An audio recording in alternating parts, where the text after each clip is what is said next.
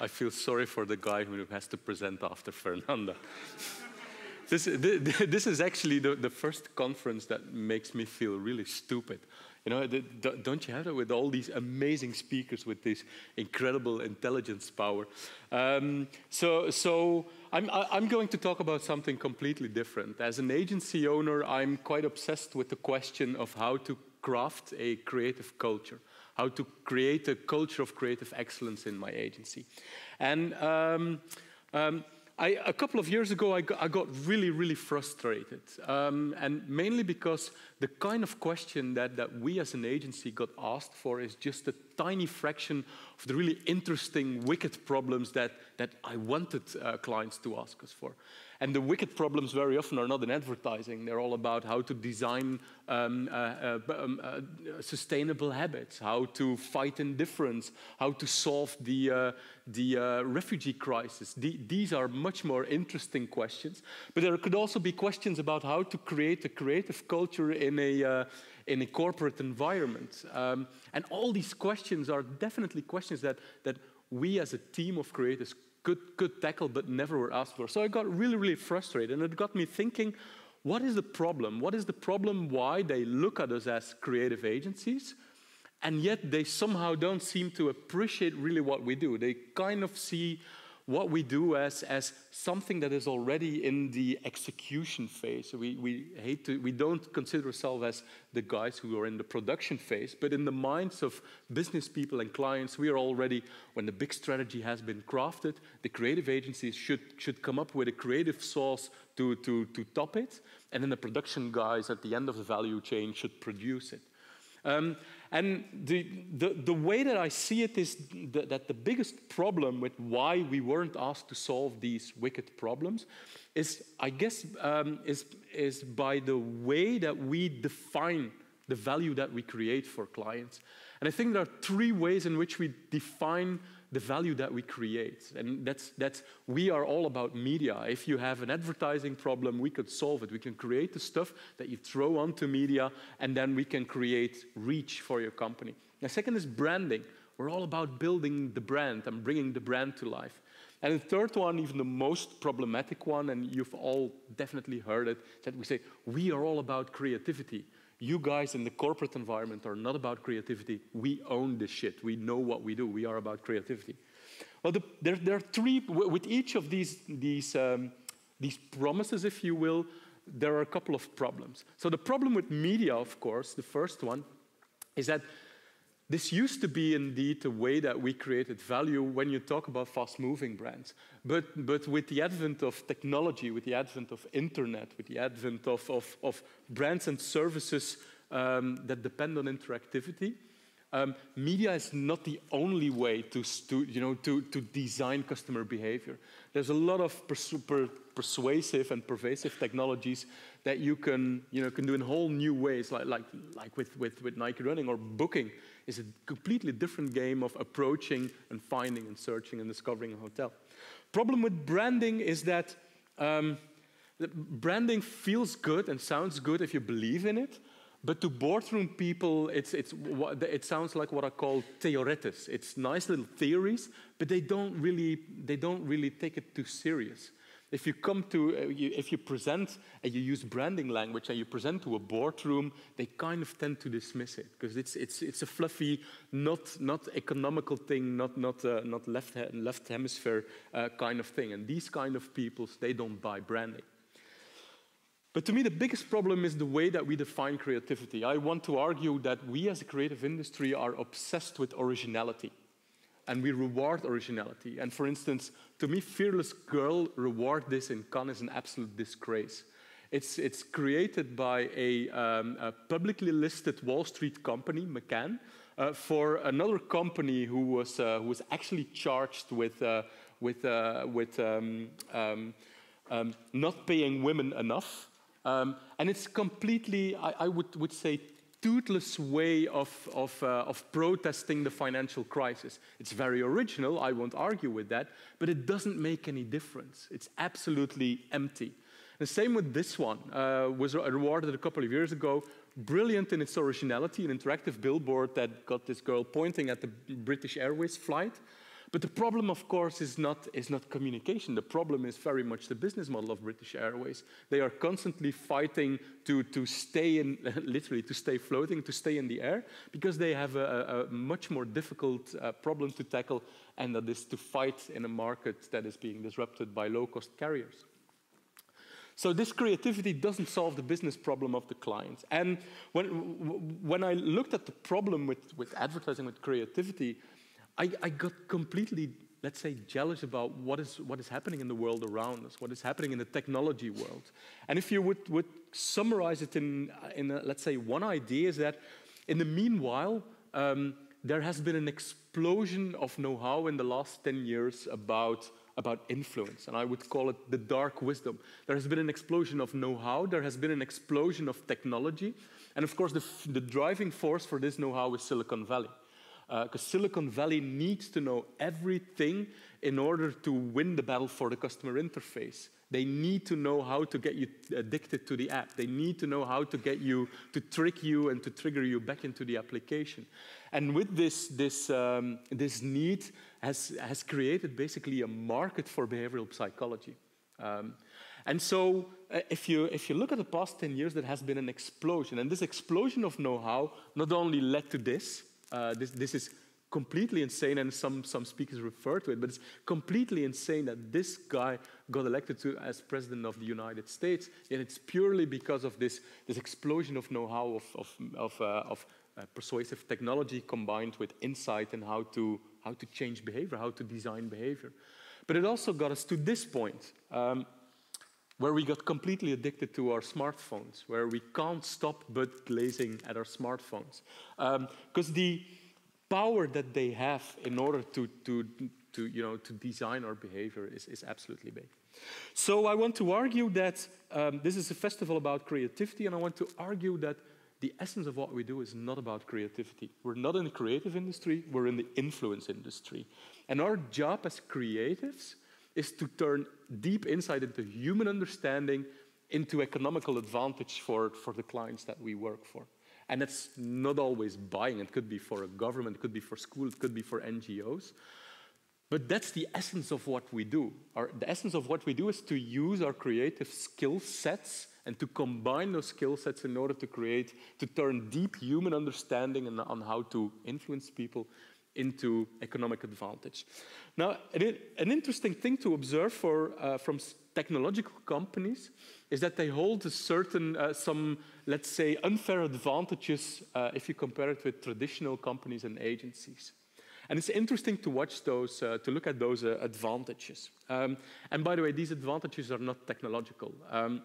So the first one is that those technological companies, they outpace us. This beautiful example is Square, in which Jack Dorsey, who was also co-founder at Twitter, but he's the founder of Square, a payment service system. He saw at a friend's workshop who made vases, and he said, you know what's really frustrating me is that people come into my workshop, they want to buy my stuff, but it costs a couple of $100s, and they're not able to pay cash, and I can't accept credit cards as a, as a private person. And so Dorsey, as a typical Silicon Valley entrepreneur, said, hey, interesting problem. Let's see if we can find a solution to that. And so within a month, he got this prototype. And with this prototype, he went to an investor. So literally one programmer created this jack to put on your iPhone. And with this prototype, he went to an investor. And he said to the investor, give me your credit card. And he swiped it. And he said, type your code. And look, I just took $500 from your credit card. And they all go, wow, this is amazing. And so within a year, he got more than $1 billion in funding. And so if you compare it with the slowness of R&D projects and the slowness with traditional companies innovate, we simply can't compete with that.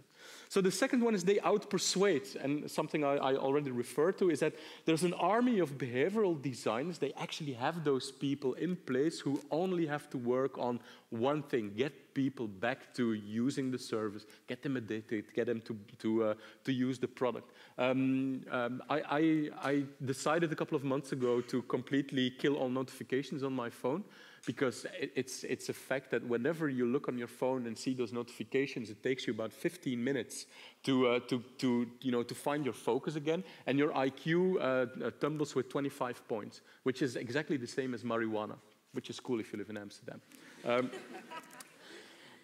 So Facebook and WhatsApp is aggressively is pushing me to turn back my notifications, because they know that when I have those on, I will spend more time on device, and that's what they're all aiming for.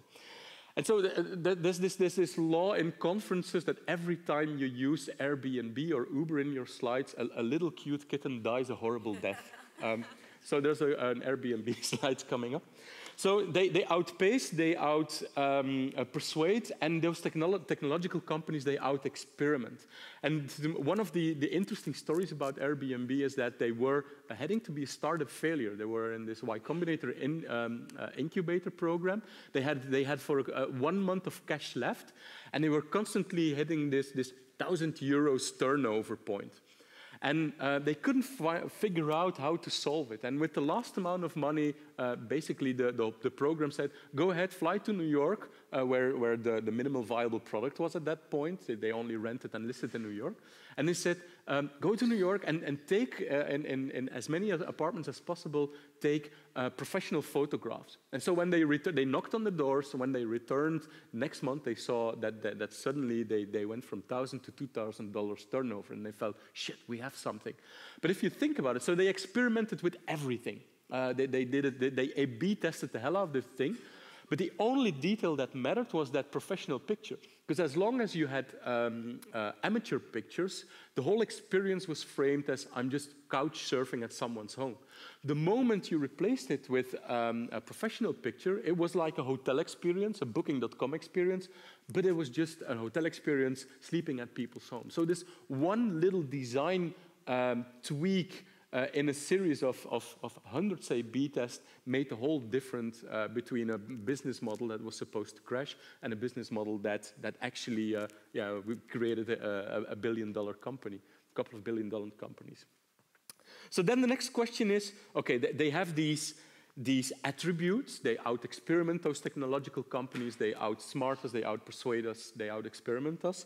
To me, the interesting question to see if I, as an agency owner, could learn from the DNA behind it, from the culture behind it, is the question of how come these technology companies develop such creative power. And I want to argue that what they are incredibly good at is they are so good at harvesting the creative, the intellectual, and the social capital of their workforce. So within this room, if you connect all these heads, we have a massive amount of creative, social, and intellectual capital. But the only challenge, of course, is how to connect those minds in such a way that it actually produces something remarkable, something that exceeds each individual here. And what these companies do is that they have all these, let's say, behavioral design principles in place with which they are able to harvest the maximum of creative potential in a multidisciplinary group of people.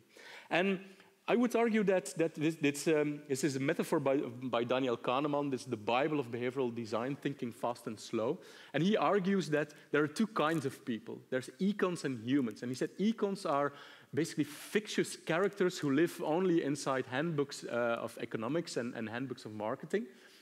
And then there's this, and econs are the kind of people that we think that we are ourselves. We are rational, we are thought through, we make very, rational decisions.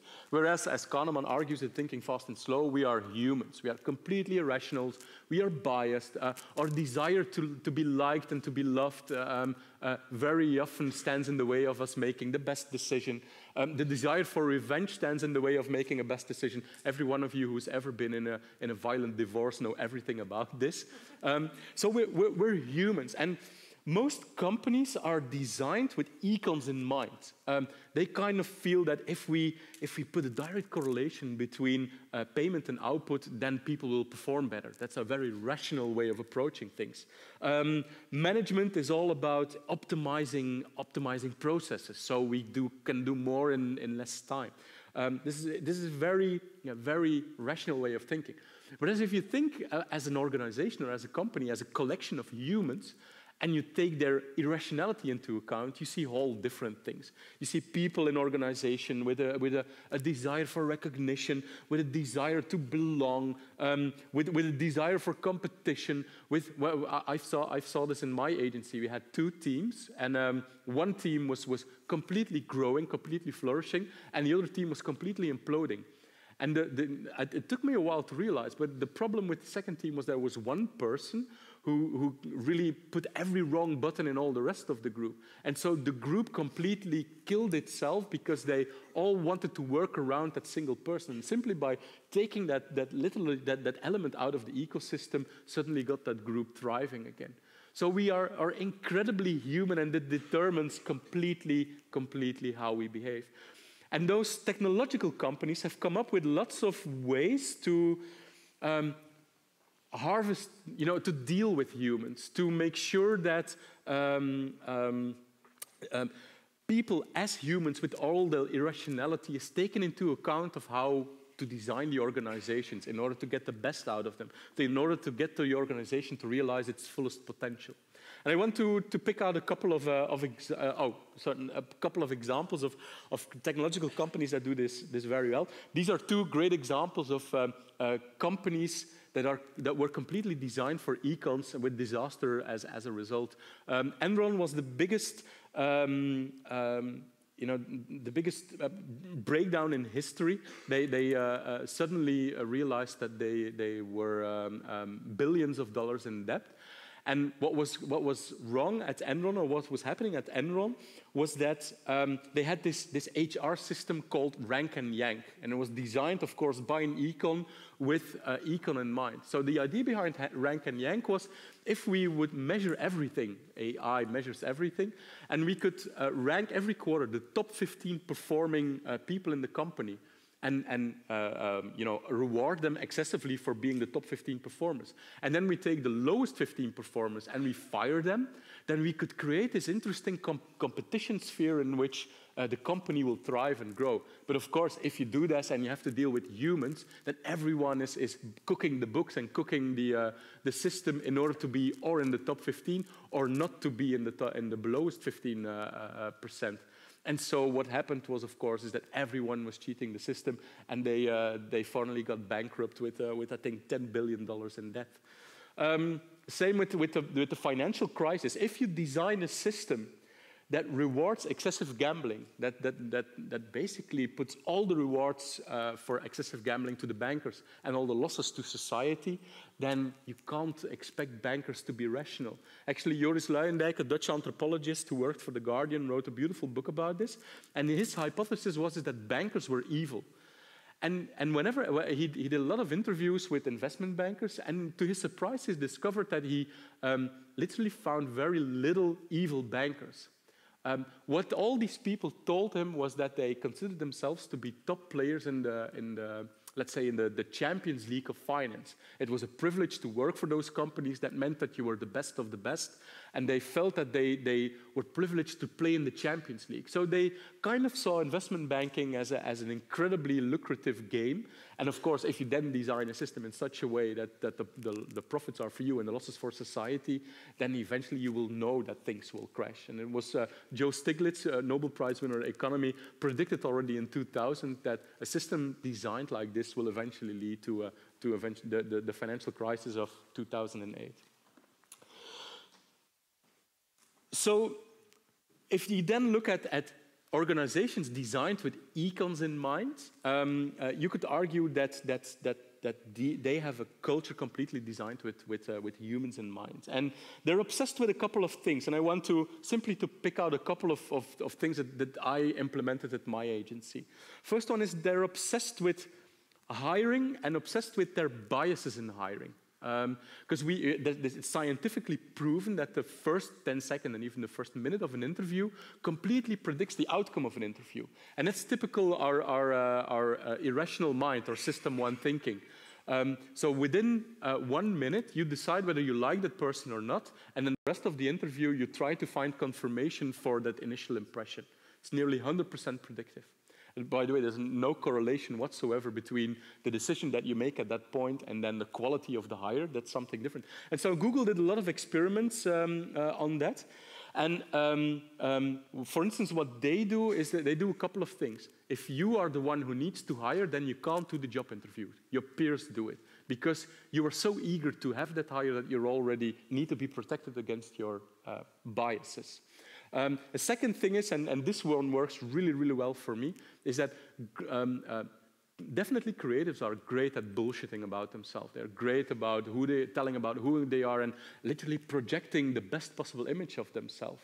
And so what I'm always looking for is brave behavior in the past. I don't care if it's in their personal life or in their professional life, but by simply having them tell stories about their behavior in the past, that's much, much, much, much more predictive. And that's a way to, to fight your bias.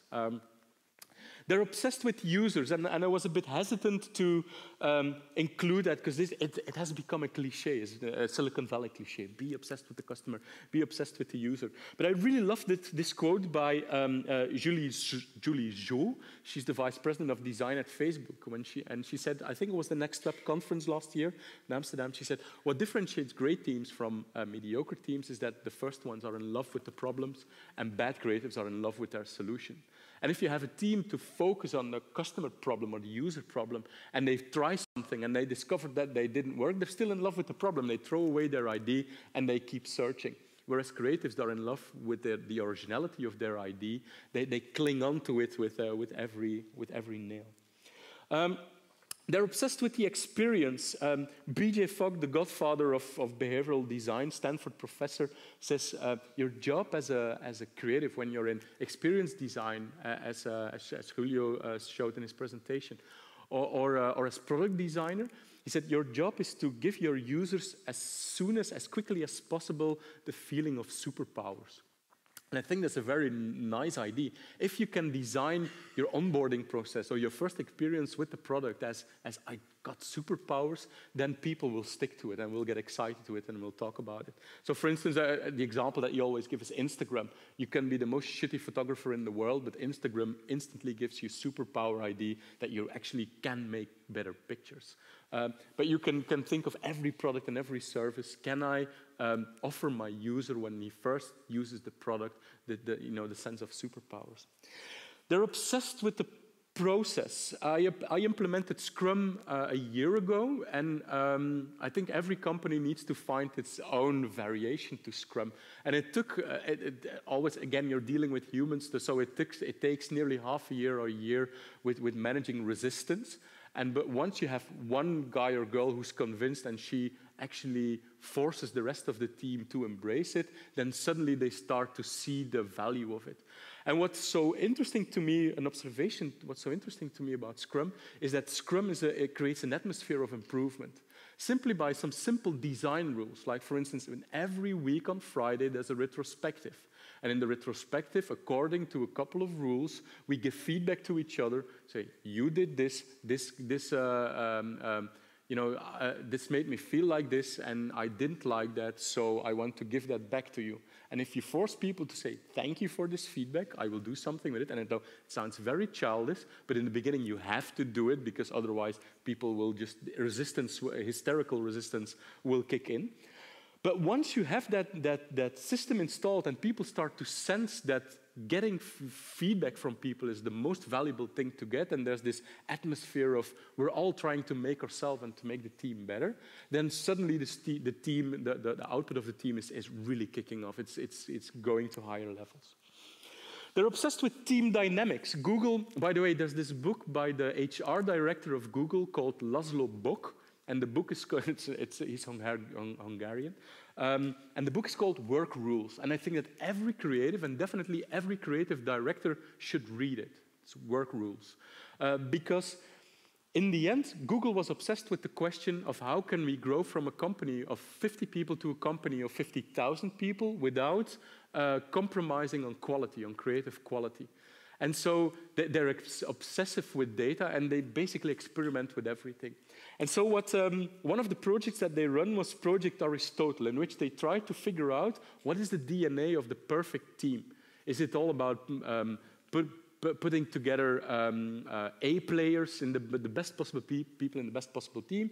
Is it not about diversity? Is it about friendship? And they basically tested everything. And the result was that there were two simple behaviors that differentiated the excellent team from the mediocre team.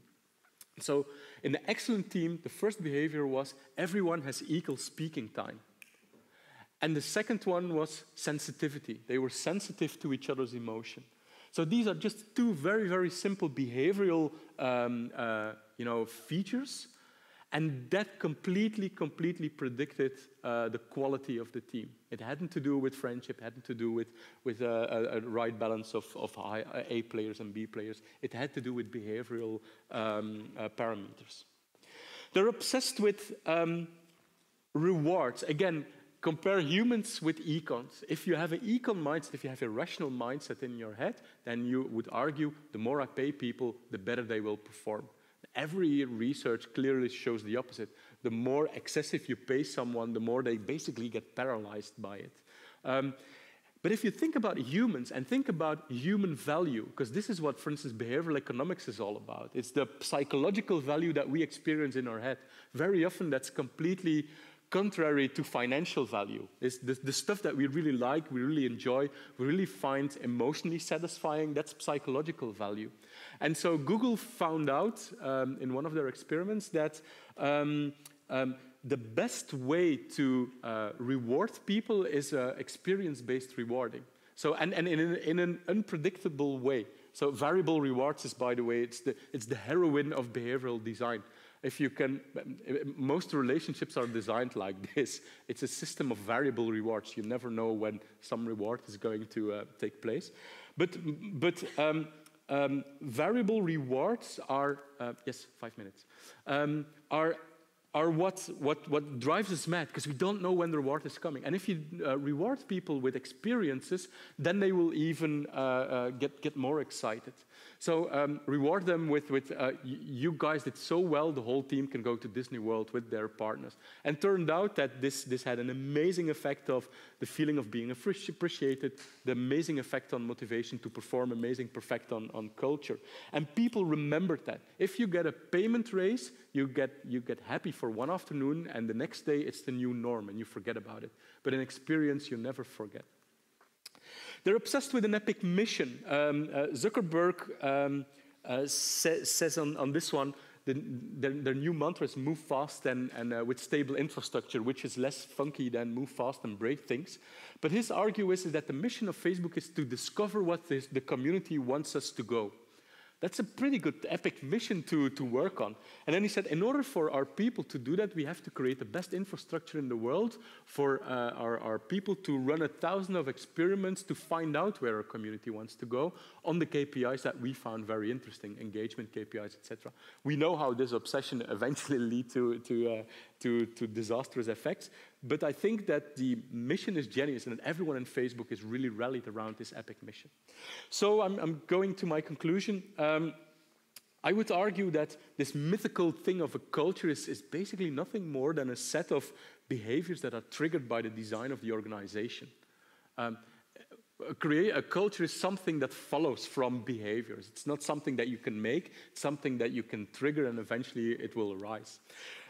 So how to reimagineer the creativity? In agencies, if you look at technological-driven companies, first one is creativity is not about ideas. It's not about originality. It's about finding solutions to interesting, to wicked problems, to customer problems. I think that creative directors today are people that are being rewarded for being the best possible creatives. And in order to retain them, we promote them to be creative directors. But they're not always the best possible people to design a process in which the best form of creative capital arises out of a team.